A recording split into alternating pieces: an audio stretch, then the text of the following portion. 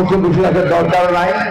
একটা কথা বলি, এই কিছুদিন আগে এক ভাই আমাদের মহলার বসিদায় বললেন যে আরেকটা দল যে জামাত ইসলাম আছে ও ধর্মটাকে ব্যবহার করতেছে। রাজনীতিতে ধর্মের ব্যবহারটা ঠিক না, ঠিক না। এখানে অনেক রকম কথা বলতে হয়, অনেক রকম সুবিধা আছে। এখানে ধর্মকে কত ধর্মের মানুষ আছে, হিন্দু ধর্মের মানুষ আছে, বৌদ্ধ ধর্মের মানুষ আছে, আমাদের সাঁওতাল ভাইরা আছে, সকল ধর্মকে এক। তাহলে ওখানে ধর্মকে টেনে আনলে এটা একটা পক্ষপাত দিতে হবে, ঠিক না? এখানে আমাদের কথা সোজা কথা যে আমরা মানুষের কল্যাণ করতে চাই, এই দেশে উদারপন্থী গণতন্ত্র চাই,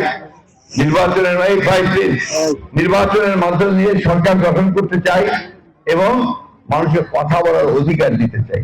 এই যে আজকে নির্বাচনে একটা অসুবিধাই হচ্ছে আমাদের। অসুবিধা কি, আগে তো সবসময় নির্বাচন করছি নৌকা ধানের শীষ, তাই না? নৌকাটাকে চিনতাম, এখন যে আপনার দাড়ি পাল্লা আসছে ঠিক চিনি না আমরা। আরএফএল চেয়ার, ক্ষমতার নয় সমতার চেয়ার। অনেক বেশিরভাগ মানুষ এটাকে চেনে না।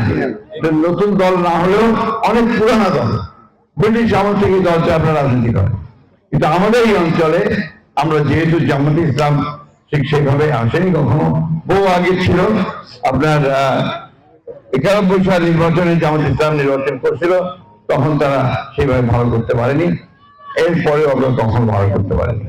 সমস্যা হচ্ছে যে জামাত ইসলামের সঙ্গে বিএনপি আপনার পার্থক্যটা দেখবেন কোথায়?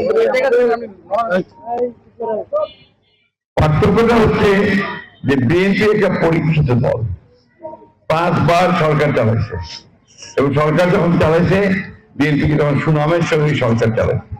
আজকে দেখেন বিএনপি যে প্রতিষ্ঠাতা শহীদ প্রেসিডেন্ট জিয়া রহমান, তিনি দেশের স্বাধীনতার ঘোষণা করতেন 1971 সালে, যুদ্ধ করেছেন এবং তার সম্পর্কে সব মানুষ কি বলে, সব ভালো মানুষ প্রেসিডেন্ট ছিল, তাই না?